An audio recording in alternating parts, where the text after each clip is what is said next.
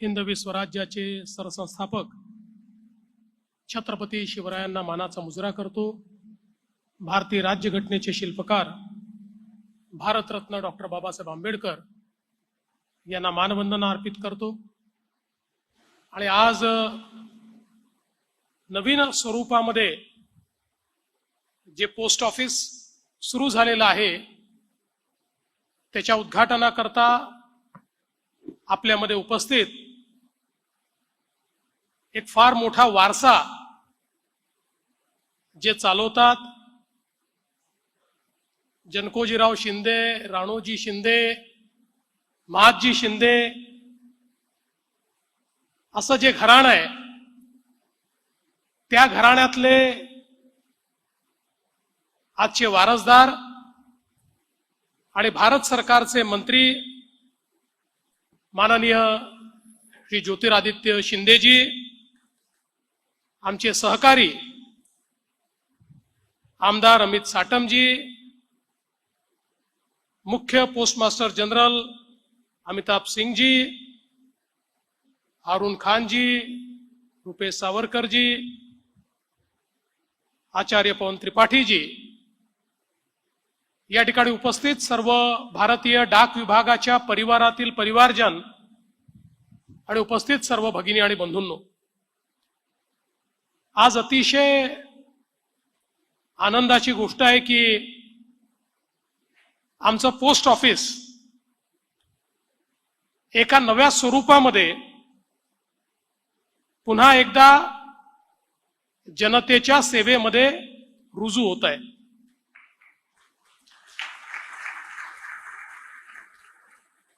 Post ऑफिसनी केलेली सेवा ही कदाचित जेनझीला माहिती नसेल, पण जेनेक्स आणि मिलेनियल्स असं आपण ज्यांना म्हटलंय त्यांना मात्र ती सेवा माहिती आहे। आमच्यासारख्या अनेक लोकांनी आपल्या लहानपणी पोस्टामध्ये जाऊन त्या ठिकाणी इनलँड खरेदी करणं किंवा पोस्टकार्ड खरेदी करणं, एनव्हलप खरेदी करणं, या सगळ्या गोष्टी केलेल्या आहेत। एखादं पार्सल पाठवणं हे देखील केलेलं आहे। नंतरच्या काळात स्पीड पोस्ट आला, त्या स्पीड पोस्टचा उपयोग केलेला आहे। आणि एवढंच नाही तर छोटी बचत ही जी पोस्टात त्या काळातही व्हायची ती देखील आपण जवळून बघितलेली आहे। त्यामुळे एक प्रकारे आमच्या समाजाच्या जीवनाचं एक महत्वाचं अंग म्हणजे पोस्ट, अशा प्रकारची जी व्यवस्था होती ही व्यवस्था आपण सगळ्यांनी बघितली आहे। खरं म्हणजे आपण जर साधारण 2000 पूर्वीचं साहित्य, त्यापूर्वीचे सिनेमे हे सगळं बघितलं तर जुन्या सिनेमांमध्ये पोस्टमन हा दिसायचाच, तो चिठ्ठी घेऊन यायचाच आणि त्याच्या चिठ्ठीने कोणीतरी आनंदित व्हायचं किंवा कोणाला एखादी वार्ताही समजायची। आणि मला आठवतं की इतकं साहित्य या टपाल विभागावर तयार झालं।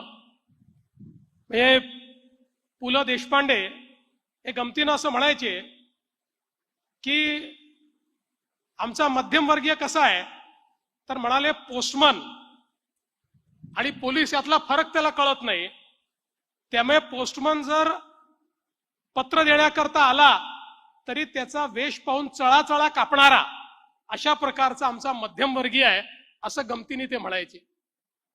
किंवा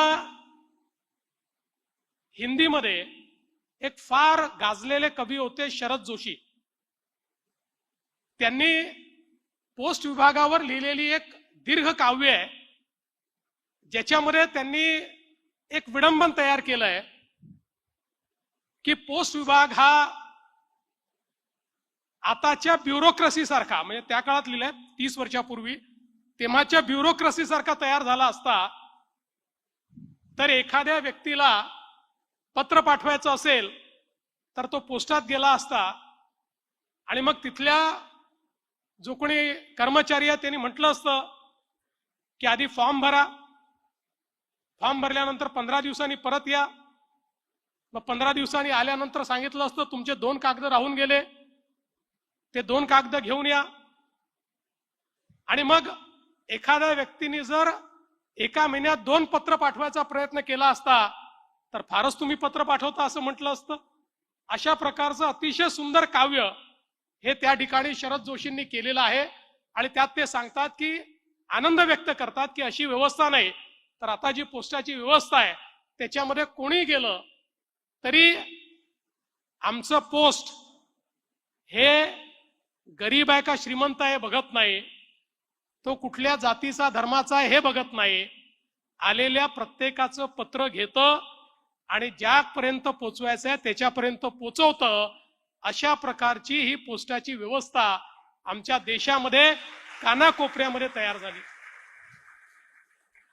मला आठवतं मागच्या काळामध्ये एक कार्यक्रम आम्ही केला होता आणि त्या कार्यक्रमामध्ये कारगिलचं युद्ध सुरू असताना कारगिलच्या युद्धामध्ये जे आमचे सैनिक आणि अधिकारी दुर्दैवाने शहीद झाले त्यांनी त्या युद्धाच्या काळात आपल्या घरी पाठवलेली जी पत्र होती त्या पत्राचं वाचन आम्ही केलं होतं. ही सगळी पत्र आमच्या पोस्ट विभागाने त्या युद्धाच्या काळामध्ये त्या ठिकाणी त्या कारगिलच्या वॉर हिरोजच्या घरापर्यंत पोहोचवली होती. आणि त्यातनं ज्या भावना या सगळ्या आमच्या वॉर हिरोजनी व्यक्त केल्या होत्या त्या भावना वाचताना आम्ही सगळे भावविभोर झालो होतो. मला असं वाटतं की हे जे कार्य आहे मानवी संवेदनाचा वाहक म्हणून पोस्ट विभागाने आजपर्यंत काम केलेलं आहे. आणि म्हणूनच मला असं वाटतं की हा पोस्ट विभाग आपल्या सामाजिक व्यवस्थेचा एक भाग म्हणून आपण याच्याकडे बघितलं पाहिजे. अर्थातच प्रत्येक जी गोष्ट असते त्याच्या लाईफ सायकल मध्ये जीवनामध्ये एक संक्रमणाची अवस्था असते आणि ती संक्रमणाची अवस्था ही साधारणपणे नवीन सहस्त्रक सुरू झालं आणि त्या काळामध्ये 90 नंतर आणि नवीन सहस्त्रकाच्या पहिल्या कालावधीमध्ये ज्यावेळेस मोठ्या प्रमाणात इंटरनेट आला, ज्यावेळी SMS सर्व्हिसेस सुरू झाल्या, कम्युनिकेशन ईमेलच्या माध्यमातून सुरू झालं, त्यातनं एक संक्रमणाची अवस्था आमच्या पोस्ट विभागाची तयार झाली. दुसरीकडे आपल्याला कल्पना आहे की मोठ्या प्रमाणात खासगी क्षेत्रही या ठिकाणी वेगवेगळ्या प्रकारच्या पार्सल सर्व्हिसेसमध्ये, कुरिअर सर्व्हिसेसमध्ये आलं. त्याच्यामुळेही एक संक्रमण अवस्था आमच्या पोस्ट विभागाला त्या ठिकाणी बघावी लागली. पण महत्वाचं असतं की आव्हानं जेव्हा समोर येतात त्यावेळी त्या आव्हानाला साजेसा बदल आपल्यामध्ये घडवणं आणि प्रत्येक काळामध्ये रेलेव्हंट राहणं हे अत्यंत महत्वाचं असतं. आणि मी विशेष आभार मानेन देशाचे प्रधानमंत्री माननीय नरेंद्र मोदीजींचे की ज्यांनी पोस्ट विभागाची ताकद ओळखली आणि ज्यांनी हे ठरवलं की हा विभाग ऑब्सोलीट होणार नाही. तंत्रज्ञान बदललं असेल, मीन्स ऑफ कम्युनिकेशन बदलले असतील, त्या प्रत्येक व्यवस्थेमध्ये आमच्या पोस्ट विभागाला कुठे ना कुठे जागा आहे, किंबहुना एक बिझनेस अपॉर्च्युनिटी आणि त्यासोबत प्रत्येक व्यक्तीला सेवा देण्याची संधी आमच्या पोस्ट विभागामध्ये आहे. आणि हे खरंच होतं की कुठलंही क्षेत्र आलं तरीही शेवटच्या माणसाला सर्व्हिस देण्याची जी क्षमता होती ती आमच्या सरकारच्या पोस्ट विभागातच होती. आणि म्हणून एक मोठं परिवर्तन, मग पोस्टल बँकिंग सिस्टीम जी उभी राहिली, गावापर्यंत बँक पोचली, आर्थिक समावेशनामध्ये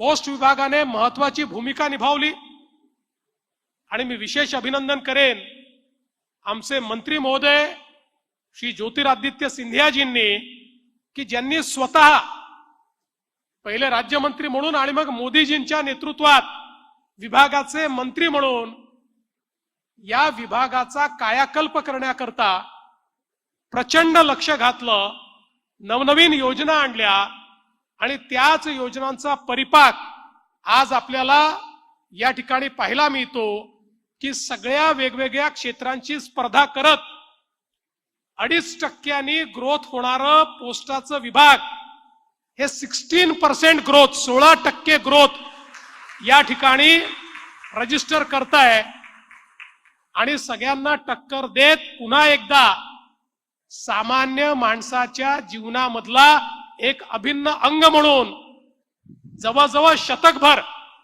जी कामगिरी पोस्टाने केली तीच कामगिरी आज पुन्हा पोस्ट करताना दिसतंय। मला अतिशय आनंद आहे की आज जे स्वरूप अंधेरीच्या पोस्ट ऑफिसचं आम्ही बघितलं, Indian institute of architecture and design या देशातल्या अग्रणी संस्थेने याचं डिझाईन केलंय। त्याच्यामध्ये मंत्री महोदयांचं एस्थेटिक टच आपल्याला पाहायला मिळतो आणि विशेषतः त्यांनी जे सांगितलं विकास भी और विरासत भी, वारसा आणि विकास या दोन्हीचा संगम पाहायला मिळतो। त्या बिल्डिंग मध्ये त्याचं जे हेरिटेज लुक आहे तेही सांभाळलेलं आहे आणि आधुनिकतम अशा प्रकारचं जे ब्रँडिंग पोस्ट विभागाला करायचं आहे ते ब्रँडिंग देखील त्या ठिकाणी झालेलं आहे। आधार पासनं बँकिंग पासनं तर त्या ठिकाणी ज्याचा उल्लेख झाला की स्वयंचलित किंवा आपल्याला ऑपरेट करता येईल अशी पार्सल सेवा इथपर्यंत सगळ्या गोष्टी या आपल्याला त्या ठिकाणी पाहायला मिळतात आणि इतकं सुंदर अशा प्रकारचं त्याचं ब्रँडिंग त्याचा अपीअरन्स हा त्या ठिकाणी तयार झालाय की निश्चितपणे कोणालाही असं वाटावं एकदा तरी आपण पोस्टात जाऊन यावं अशा प्रकारचं पोस्ट ऑफिस हे अंधेरीला तयार झालेलं आहे आणि आता जवळपास 2200 ठिकाणी महाराष्ट्रामध्ये अशा प्रकारचं पोस्ट ऑफिस तयार होणार आहे। मी महाराष्ट्र सरकारच्या वतीनं मंत्री महोदय आपलं आणि देशाचे प्रधानमंत्री मोदीजी यांचे मनापासून आभार मानतो। आपण बघा की आव्हानांना समोर गेलं तर काय होतंय आपण बघितलंय। आपल्याच लाईफ स्पॅन मध्ये आपण बघितलं की ज्यावेळी आपल्या देशामध्ये आपण मोबाईल वापरणं चालू केलं त्यावेळी सगळं मार्केट नोकियाकडे होतं, पण ज्यावेळी बदल करण्याची वेळ आली त्यावेळी तेवढ्या वेगानं नोकियाने बदल नाही केला, तो सॅमसंगनी केला, तो ऍपलनी केला आणि हळूहळू सगळं मार्केट हे दोन ऍपल आणि सॅमसंग यांनी ते हळूहळू कॅप्चर केलं।